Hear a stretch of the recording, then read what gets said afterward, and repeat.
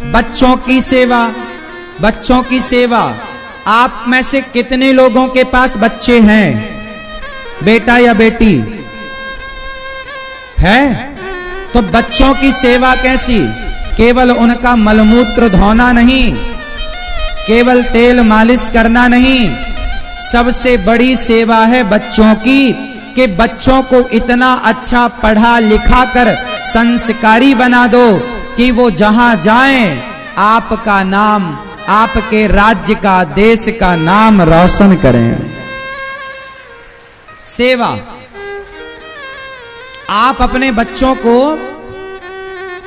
इतना अच्छा संस्कार दो कि जहां खड़े हो जाएं लोग कहें कि वाह बेटा हो तो ऐसा और बेटी हो तो ऐसी। यदि आपके बेटे लायक हैं तब तो आपका माता पिता होना सार्थक है। ऐसे शोर के बीच में आपको शांति से कथा सुननी है, शोर की तरफ बिल्कुल ध्यान ना जाए आपका, ऐसा आपको आज की तैयारी करनी है। तो आप बताओ मुझे कि सेवा किसकी? बच्चों को संस्कारवान बनाना ये सेवा है या नहीं? उत्तर दो। अच्छा ये बताओ, माता पिता कौन होते हैं? बोलो, माता पिता कौन होते हैं? जोर से, हाँ जोर से।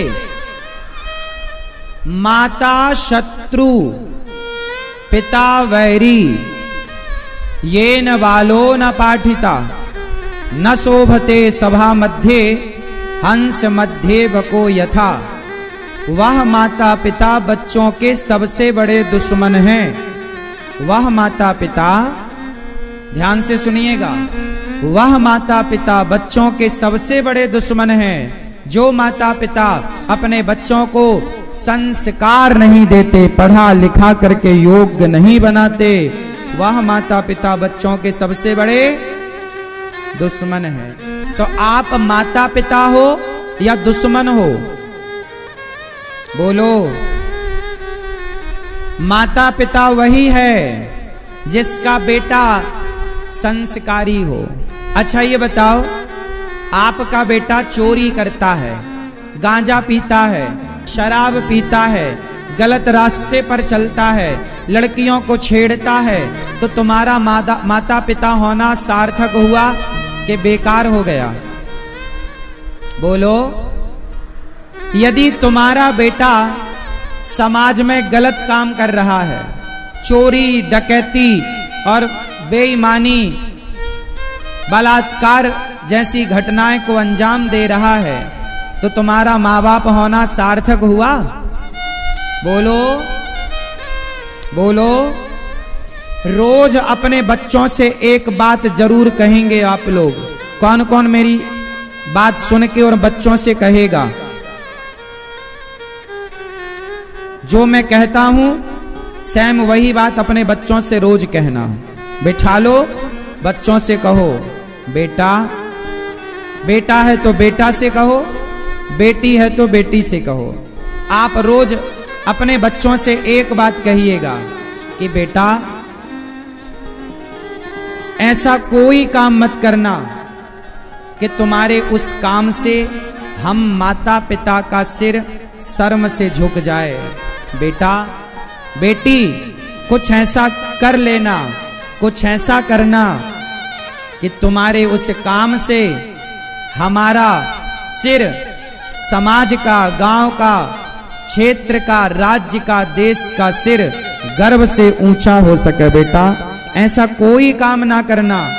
जब तुम किसी राह चलती लड़की को छेड़ते हो ना, तो हमें बड़ा कष्ट। आपने अपने बेटों को क्या कभी कहा कि बेटा किसी लड़की को छेड़ना मत, वरना देखो हमें लोग कहेंगे कि देखो तुम्हारा बेटा फलानी लड़की को छेड़ता है, तो हमारा माँ बाप होना तो व्यर्थ हो जाएगा ना बेटा। जब तुम किसी लड़की को छेड़ोगे तो आप लोग अपने बच्चों से बातें क्यों नहीं करते? बेटे से क्यों नहीं कहते कि बेटा तुम किसी बहन बेटी का अपमान ना करना, जैसे तुम्हारी ये घर में बहन है, ऐसे ही वो बहनें हैं। तुम नशा ना करना। बताओ बच्चों को कि नशा करके कितने लोग बर्बाद हो गए। तरीके से समझाओ। समझाने का भी एक तरीका होता है। यदि आप उस तरीके को फॉलो करेंगे, तरीका अपनाएंगे, तो निश्चित मैं विश्वास दिलाता हूं कि आपके बच्चे जरूर मानेंगे और जरूर उस बात को स्वीकार करेंगे। मेरी आप सबसे प्रार्थना है कि आप सब लोग अपने बच्चों को जरूर कहिएगा कि सेवा जरूर करो, मानव जाति की सेवा करो, अच्छे से किसी के काम आओ, किसी का भला करो। बच्चों को जितना अच्छा संस्कार दोगे उतना अच्छा होगा। ठीक है? तो भगवान की भक्ति का वनवास क्यों हुआ? क्या करने गए थे राम जी? 14 वर्ष का वनवास क्यों हुआ? मां ने कहा था कि बेटा 14 वर्ष का वनवास जाना है। किसने कहा था? हाँ, माता पिता की आज्ञा का पालन राम करते हैं। जबकि राम कौन है? बोलो, भगवान है। यदि राम भगवान होकर माँ बाप की आज्ञा का पालन करते हैं तो हम इंसान होकर अपने माँ बाप की आज्ञा का पालन क्यों नहीं करते? हमें करना चाहिए। तो राजा से उस लड़की ने कहा कि महाराज, भगवान जैसे दही में मक्खन है, दूध में मक्खन, ऐसे कण कण में भगवान है। अच्छा ये बताओ, समुद्र में नमक है या नहीं? समुद्र में नमक है कि नहीं? समुद्र का पानी कैसा है? बोलो, खारा। क्या समुद्र में नमक दिखाई पड़ता है? क्या नमक है? जैसे समुद्र की हर बूंद में, समुद्र के पानी की हर बूंद में नमक है, पर वो नमक नजर नहीं आता, पानी नजर आता है। उस नमक को निकालने का एक प्रोसेस है। उसी तरह भगवान कण कण में है। उस कण कण में समाये भगवान को निकालने का एक प्रोसेस है। भक्ति मीन्स सेवा। जैसे समुद्र की प्रत्येक बूंद में नमक समाया है, ऐसे सृष्टि के कण कण में भगवान समाये हुए हैं। अब आपको आता है तो नमक निकाल लो, आपको आता है तो कण कण से भगवान निकाल लो। नहीं आता तो फिर चिल्लाते रहो कि भगवान दिखते क्यों नहीं, दिखते क्यों नहीं। आना चाहिए। भगवान को कौन देख सकता है? बताओ, भगवान को कौन देख सकता है? बोलो, कौन देख सकता है? भगवान को वही देख सकता है जो सेवा करता है। सेवा करते हो आप सच्चे मन से, मनुष्य मात्र की, जीव मात्र की, तो आपको अपने माता पिता में भगवान नजर आ जाएंगे, अपने पति में भगवान नजर आ जाएंगे, बच्चों में भगवान नजर आएंगे, कुत्ता बिल्ली में भगवान नजर आएंगे। भगवान तो सब जगह है। एक छोटी सी कहानी सुनाता हूं, ध्यान से सुनो। एक संत जी थे, नाम था एकनाथ। क्या नाम था? एकनाथ जी। महाराष्ट्र की यह घटना है। एक संत जी का नाम था एकनाथ। गंगोत्री से उन्होंने जल भरा। कहां से? गंगोत्री से गंगा जल भरा और रामेश्वरम की यात्रा पर निकले। अब गंगोत्री से रामेश्वरम कितना है? सीधा उत्तर और सीधा दक्षिण, पूरा भारत का एक कोना और भारत का दूसरा कोना, लगभग 3000 किलोमीटर से कुछ कम ज्यादा। आप देख लो कितनी दूरी होगी, लगभग 3000 किलोमीटर से लगभग कुछ कम ज्यादा। गंगोत्री से कावड़ भरी, जल भरा एकनाथ जी ने, और चलते चलते कई वर्ष लग गए, कई साल लगे। कई सालों के बाद एकनाथ जी अंत में रामेश्वरम मंदिर के सामने पहुंच गए। अब तो वो जल चढ़ाएंगे भगवान रामेश्वर भगवान को।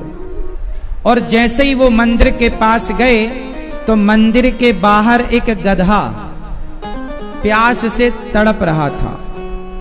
कौन तड़प रहा था? बोलो मैया, ओ मेरी मां। कौन तड़प रहा था मंदिर के बाहर? एक गधा प्यास से तड़प रहा। एकनाथ जी ने अपना कावड़ का जल निकाला और उस गधे को पिलाना स्टार्ट किया। लोगों ने कहा कि आपने हजारों किलोमीटर की यात्रा पूरी की, सामने शिव जी का मंदिर है, आप शंकर जी पर क्यों नहीं चढ़ाते गंगा जल? कावड़ यात्रा तो शिव जी पर चढ़ाई जाती है कावड़ का जल, अब गधे को पिला रहे हैं।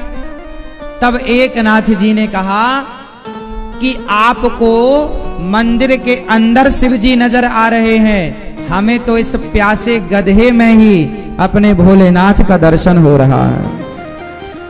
उन्हें तो ये लगा कि शंकर जी ही इस रूप में आ गए और वो मेरे जल की मांग कर रहे हैं। तो उस गधे की प्यास बुझाई तो गधा उठकर खड़ा हुआ, और जब गधे की प्यास मिटी तो उस गधे से भगवान शिव प्रकट हो जाते हैं। वाह एकनाथ, आपने मुझे इस रूप में भी पहचान लिया।